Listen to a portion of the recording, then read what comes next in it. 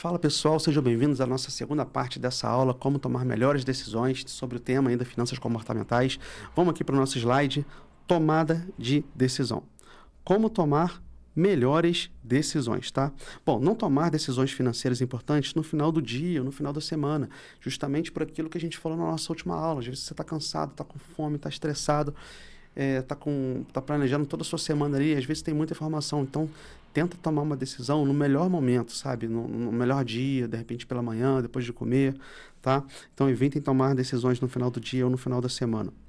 Evite consumir com fome ou cansado. Vocês já viram?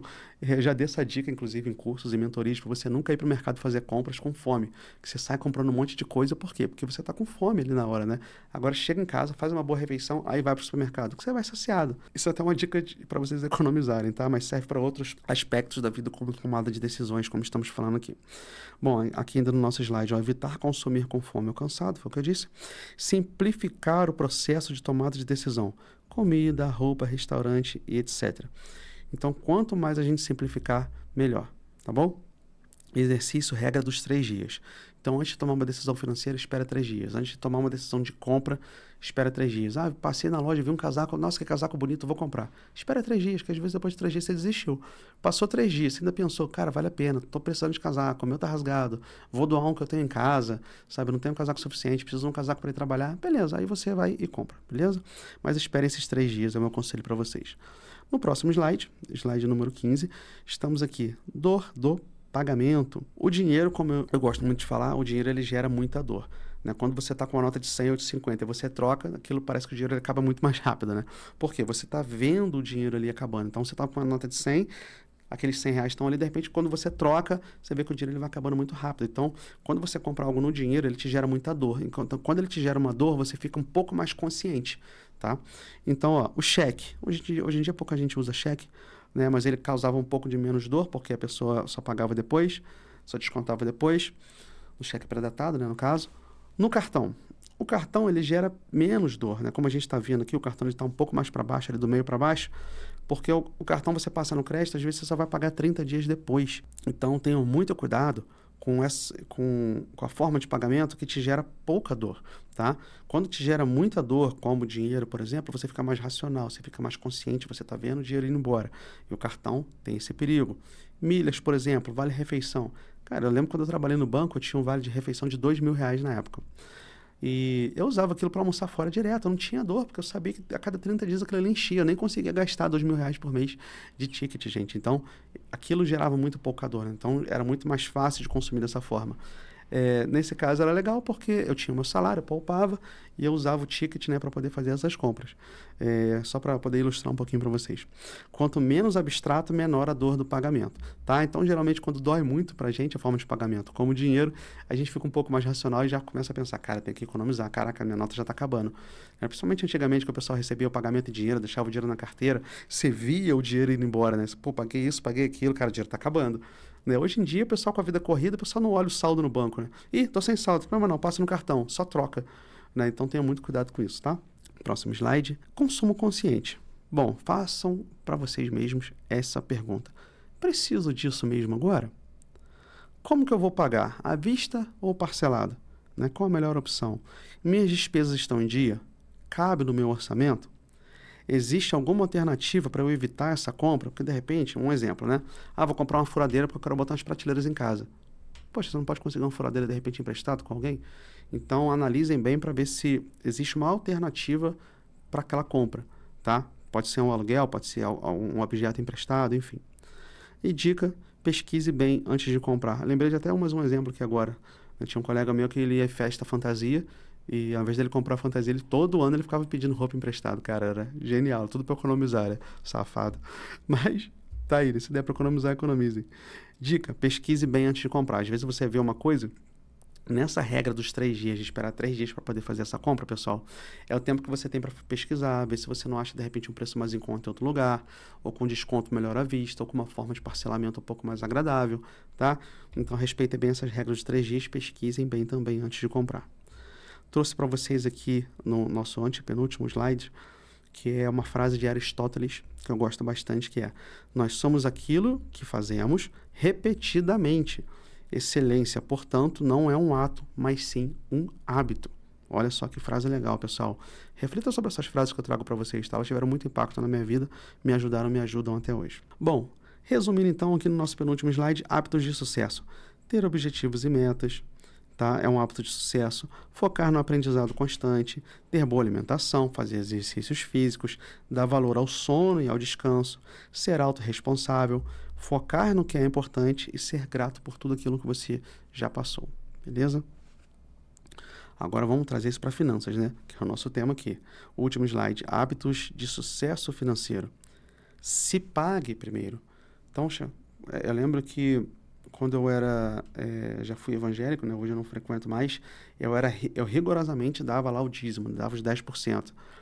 Então, assim, hoje eu não estou mais na igreja evangélica, mas eu fico pensando, poxa, eu posso pegar esses 10% agora e me pagar? Eu não posso pegar esses 10% agora e doar para uma instituição de caridade, ajudar alguém que precisa? Né? Então, se pague primeiro, né? Se você tem uma religião, por exemplo, se você é evangélico, católico, cristão, seja lá, tudo bem, você tem o seu compromisso lá com a sua fé, depois você se paga, tá bom? Mas lembre de pagar, quando eu digo se pagar, gente, é pegar uma parte para investir, pegar esse dinheiro para pagar uma dívida, sabe, para resolver um problema. Eu gosto muito de falar que eu estou pagando o Hugo do futuro. O Hugo de agora não vai ver esse dinheiro, é o Hugo do futuro que vai usufruir dele, né? Então, refletindo sobre isso, tá? Planejamento financeiro mensal, todo mês dá uma olhadinha. Eu hoje não faço mais isso, porque eu já tenho, já tá natural para mim, sabe? Até 2022 eu ainda usava planilhas, hoje em dia eu não uso mais, a não ser que eu precise, né? Poxa, descontrolar um pouquinho minhas finanças, opa, vou jogar na planilha de novo para ver o que está acontecendo, tá? Mas normalmente, como eu tenho já hábitos saudáveis, dificilmente, raramente eu consigo me embolar, a não sei que realmente tenha muitos imprevistos no mês. Depois que aquilo tá natural para vocês, você não precisa ficar acompanhando todo mês, tá? Mas é um conselho, me ajudou muito, eu fiz isso durante quase 10 anos, que é todo mês fazer esse acompanhamento mensal, tá? Hoje eu faço com um pouco menos de frequência. Número 3, rastrear gastos periodicamente. Isso aqui eu ainda faço, né? Todo mês eu dou uma olhada na fatura do meu cartão, vejo o que está acabando, o que não está acabando, se eu preciso dar uma segurada ou não. Estudar sobre finanças pessoais. Então, ao invés de ficar vendo videozinho no celular, na hora que você está ali usando o banheiro, pegando no sono, tomando banho. Pô, gente, eu assisti um monte de podcast de finanças, assisti várias aulas de finanças enquanto eu tomava banho, né? Eu botava o celular ali apoiado em algum lugar e ficava ouvindo, né, aquele conteúdo. Então, ter metas financeiras definidas é muito importante. Diversificar as fontes de renda, seja uma renda extra, seja uma segunda fonte de renda, seja investimentos, né, através de renda passiva. Pensar a longo prazo, juros compostos, e essa eu gosto de falar, pensar a longo prazo vale para tudo na vida. Se você quer ser faixa preta numa arte marcial, pensamento de longo prazo, tomar pequenas ações todo dia, vou treinar toda semana. Num relacionamento, eu quero ter um relacionamento bom, saudável, pensa a longo prazo. Tem gente que se apaixona, pô, a pessoa bonita, a pessoa gente boa, a pessoa honesta, vou casar. E mais da metade dos casamentos acabam. Por quê? Viu que não tem afinidade. Depois descobriu que a pessoa gosta muito de gastar e viver hoje, você já é mais poupador, então dá uma incompatibilidade financeira terrível que gera muita briga. A pessoa quer ter filhos e você não quer. A pessoa quer rodar o mundo e você não quer. Você tem um sonho de morar fora e a pessoa não consegue viver longe da família. Então, quando você faz essa análise de relacionamento de longo prazo, você é ainda amigo da pessoa, igual eu fiz com a minha esposa, né? Conversei, falei, quero saber tudo para saber se a gente não vai ter incompatibilidade no futuro. E assim, a gente está junto há mais de 10 anos. Eu nunca briguei com a gente, nunca teve uma discussão séria, né? Normalmente, às vezes, uma coisinha que ficou chateada, uma coisa boba do dia a dia, a gente para e depois conversa. E às vezes, normalmente, nem precisa conversar, que com o próprio beijinho já resolve. Mas a gente nunca levanta a voz um pro outro, a gente não briga, por quê? A gente conversou tanto, mas tanto, né? A gente tinha uma amizade muito legal, a gente conversou tanto que isso poupou muito trabalho. Então, eu fiz esse planejamento de longo prazo com relacionamento, né? Então, faz isso com finanças também, faz isso com relacionamento, faz isso com tudo na sua vida. Sua carreira, seu emprego, plano de longo prazo, tá? Todo mundo poderia ser, não vou dizer todo mundo, mas grande parte das pessoas poderiam ser milionárias e não são, porque não tem esse pensamento de longo prazo, tá? Infelizmente, elas querem ficar ricas hoje, não à toa essas bets, essas apostas aí estão acabando, destruindo muitas famílias, porque as pessoas estão usando isso como uma válvula de escape, estão ficando viciadas, enfim. Se a pessoa pegasse um dinheiro que não vai fazer falta nenhuma para ela para apostar, tudo bem, mas infelizmente não é o que acontece, né, pessoal? E por último, fazer doações de vida abundante. Pessoal, como cristão, né, Jesus me ensina a ajudar o próximo e tal, beleza. Agora vamos fingir que eu sou ateu por um instante. Vamos falar de ciência agora. Aliás, antes de falar de ciência, o espiritismo também, eu queria que você tem que fazer boas ações, né, para que você tenha uma recompensa, né, a questão lá toda do karma e tal, enfim. Como ateu, vamos fingir que eu sou ateu. A ciência já comprovou através de vários estudos científicos que quando você faz uma boa ação, quando você ajuda alguém, você libera muitos bons hormônios. Cria uma sensação de recompensa muito legal. Sabe aquela sensação de, poxa, quando você faz aquele treino na academia, você fala, cara, hoje valeu a pena, o treino foi muito bom. Quando você ajuda as pessoas, você tem uma sensação muito similar a essa, né? Então, o fazer o bem é algo que